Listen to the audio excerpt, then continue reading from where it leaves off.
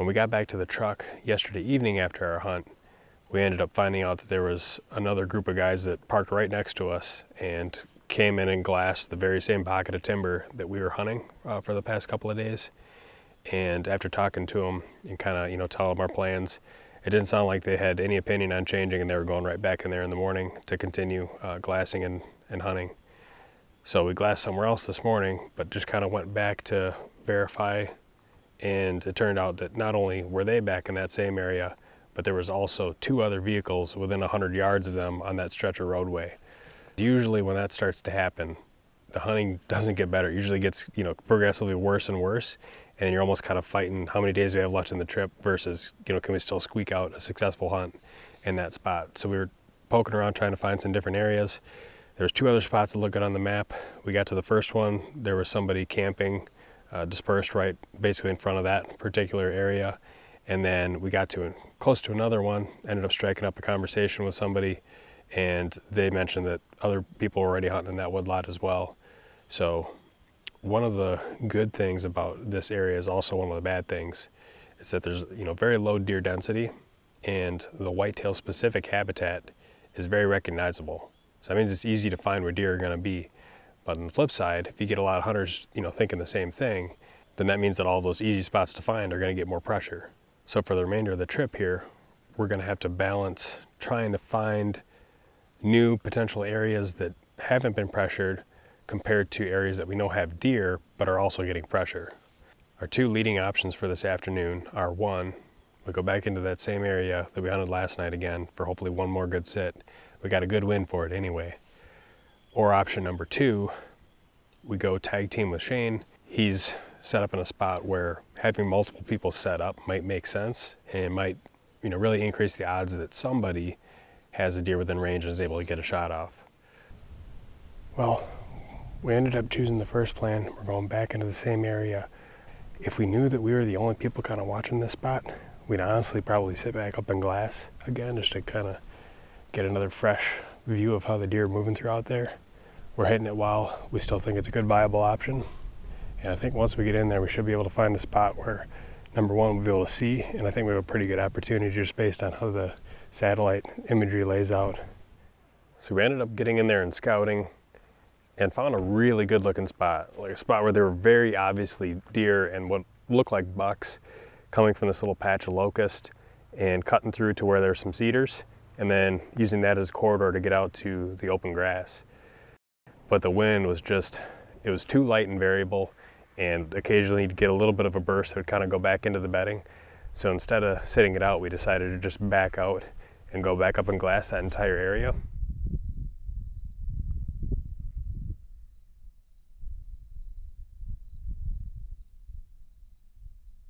I think it's a buck. Sure is. Where'd he come from? How big is he? Is he a whitetail? I think he's that buck we saw the first day. I think he's a whitetail, looking at him this way. Mm-hmm. This is probably the best footage we'll get of him. Right. Maybe you should try to hunt this area, Garrett. Because we know where he is right now. We could actually dive in there. Yep. Look at him when he lifts his head up. Yeah, he looks like he's a whitetail. Decent whitetail. He's decent, yeah, for sure.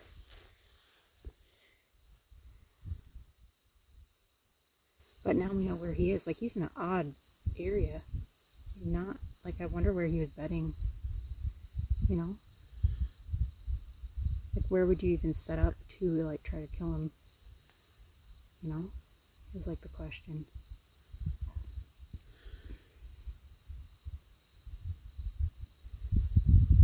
What I think we should do is, I think we should come back in the morning and try watch him bed. Try to watch him bed. Because then we'll know exactly where to come in and how to potentially set up on him.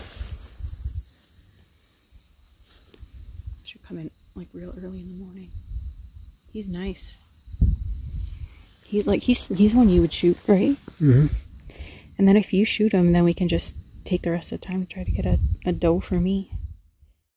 So in order to potentially set up and kill that deer, we'd have to get really close. And the wind this afternoon is gonna start blowing basically right toward the bedding.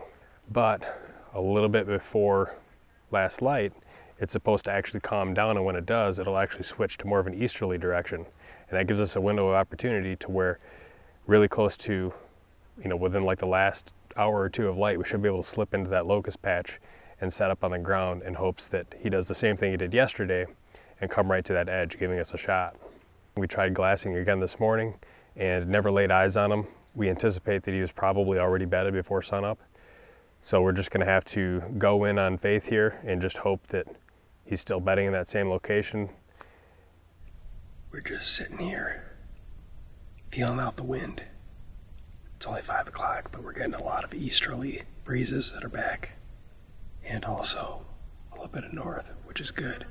That might mean that the wind has already started switching to the direction we need to make our final approach earlier than expected. So we'll sit here for another 10-15 minutes or so, and if it seems like we get consistently north and east winds, we'll go ahead and make that final 100 yards to get to the spot we want to set up.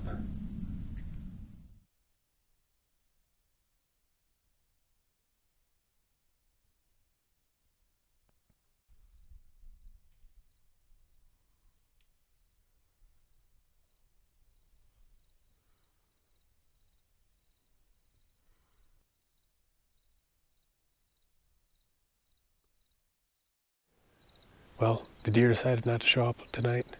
I still think that we made a lot of the right decisions getting in here, but sometimes that's not enough. I still don't know for sure if that buck ended up bedding somewhere else today, or if he somehow caught on to the fact that we were in here. Either way, it sounds like Shane had some success. He sent us a text. Sounds like he shot one of those does where he was at, just up on the side of this hill here. So we're gonna go help him out with that. Tonight's gonna be our last evening here in Nebraska. This morning we spent most of the time helping Shane out tracking his deer.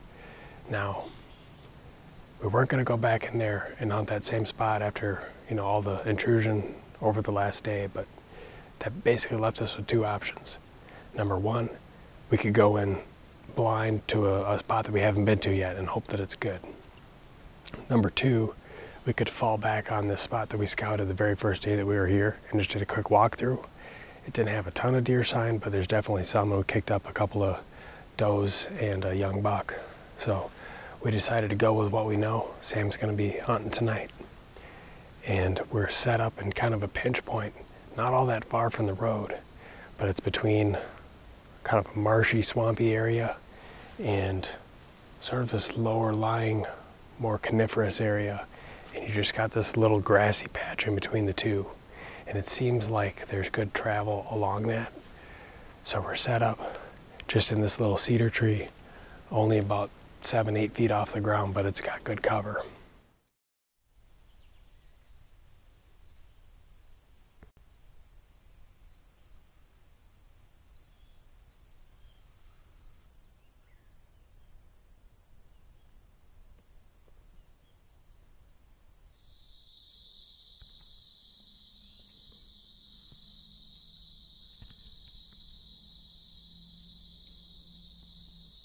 Matt.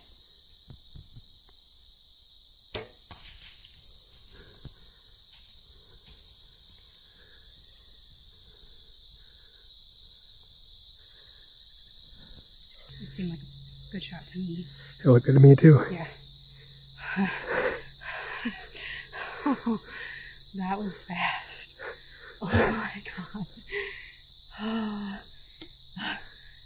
Oh, that was just where we thought they were going to come through too. Right through that area, and yeah, she already had, by the time I drew back, and I was hoping to get her before she got to this tree, but my bubble was all not bubble, and so then she had already started to get to it. I had this little tiny window once she got past it, and stopped her, and perfect shot. You're just like, there's a deer. I just saw her, I was like, there's a deer. Yeah. Oh, dang. That was awesome. So I shot her, She was standing about here or here? Yeah, right here. Right here. Oh, you see the arrow? Oh yeah. We're gonna go look for the deer.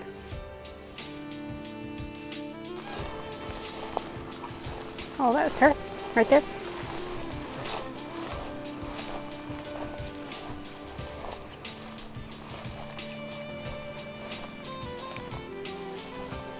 Yeah, must have been like a double lung. She's like a lot of blood.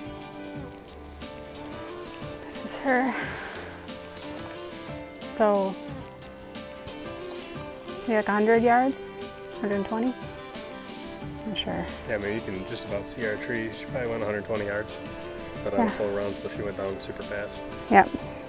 We're actually really close to our truck where we parked, so first we're gonna bring our stuff back to our truck and then grab some game bags, come back, cut her up, and then probably go and text Jane, let him know.